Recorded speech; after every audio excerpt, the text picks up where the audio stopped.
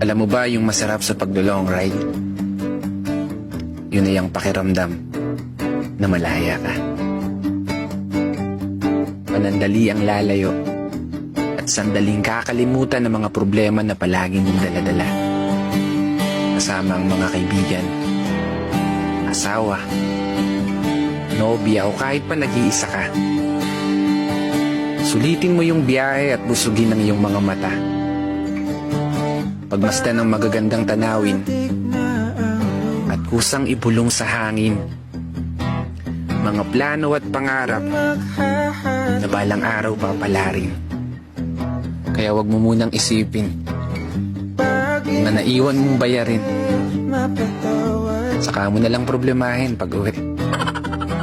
Pero seryoso, ito yung oras mo para sa sarili mo. Oras nyo ng mga taong mahal mo sa buhay, kaya sulitin mo ng todo. Di natin kailangan magmabilis. Makakarating din tayo sa dulo. Enjoyin muna nating pagmasdan ang ganda ng mundo. Santabi muna yung stress, lungkot. Huwag nang mag-isip na kung ano-ano. Maging masaya lang tayo. At sulitin ang mahabang paglalakbay ng may bakas ng ngiti sa mukha mo. Kaya isang pagpupugay para sa lahat ng mga kapatid na motorista na patuloy sumasabay sa hamon ng buhay. For today's video, tara long ride.